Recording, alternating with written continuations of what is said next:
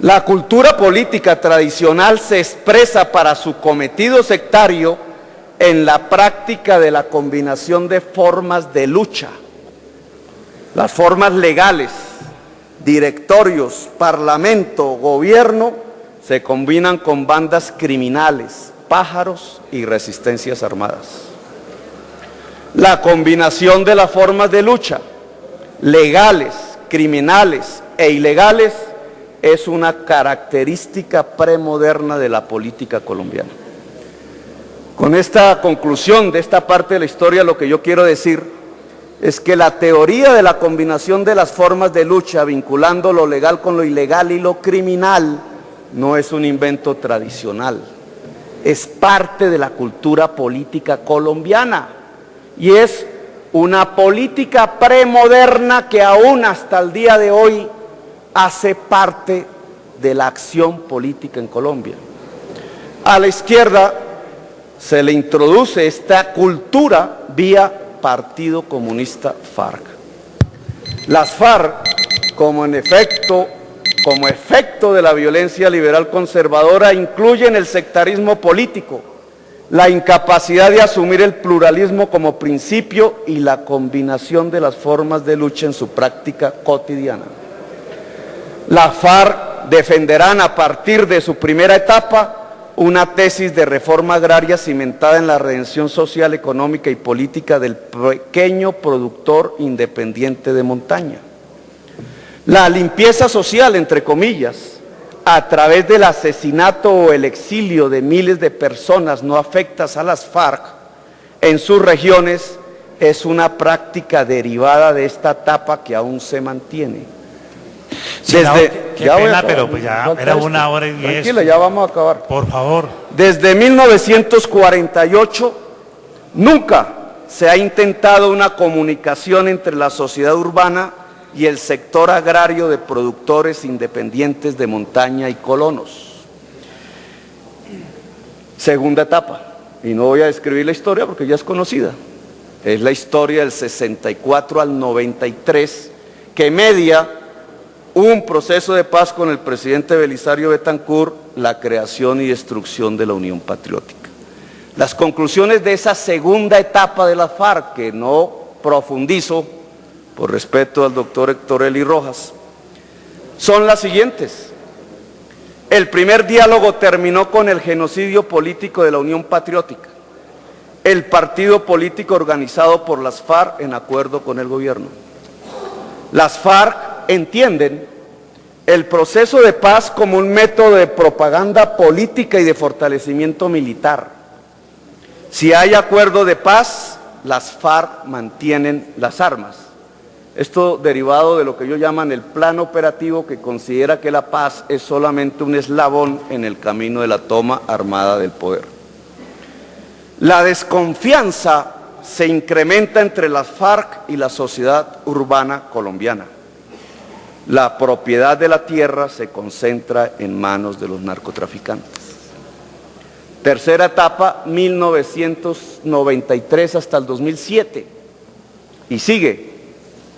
Es fundamental entenderla porque en 1993 realizan su 8ª conferencia en donde deciden separarse radicalmente del Partido Comunista, el único brazo político que los unía al mundo urbano y al mundo moderno en Colombia y en el mundo. No solamente deciden separarse del Partido Comunista, sino que deciden saltar en su capacidad operacional al punto de duplicar su número de efectivos, implementando diversas formas de financiación.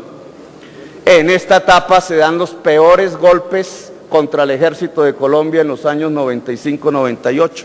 De allí salen los secuestrados que hoy tienen las FARC. En esta etapa se da la negociación de paz de San Vicente del Caguán, en donde, para ser sinceros, Pastrana les propugna su primera gran derrota política y fortalece el ejército de Colombia. Ya voy a acabar, presidente. Las conclusiones de esta tercera etapa. La financiación narcotraficante sustituye el respaldo popular. Senador Petro, qué pena, pero yo pienso que hay un reglamento interno que se debe cumplir. Hemos sido lo suficientemente amplios, termino, por favor. 3 hojas. Las FARC se autorreferencian. La financiación narcotraficante, al suplir el respaldo popular, implica que la FARC, a partir de la financiación narcotraficante, pueden autoprolongarse en el tiempo sin ningún tipo de apoyo de la sociedad colombiana. La perspectiva política de las FARC se degrada y los nuevos aparatos políticos clandestinos se subordinan hacia su accionar militar y finalmente la ruptura con la sociedad urbana es total. Las FARC pierden todo sentido de respeto por los derechos humanos y las FARC se polpotizan en el mismo sentido que sucedió en Camboya.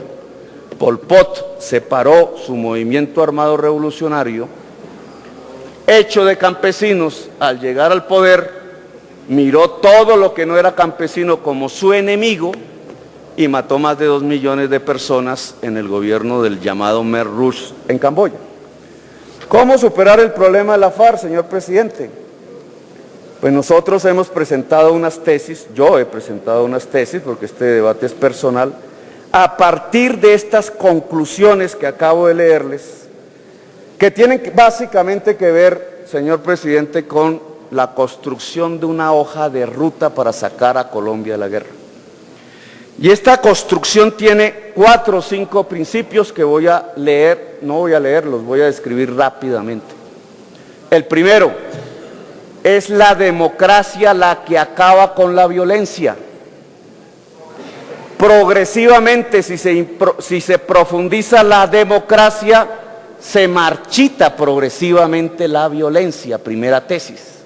Una hoja de ruta debe prescribir para la sociedad colombiana, si se le quiere ganar la guerra a las FARC, una construcción profunda de la democracia en Colombia.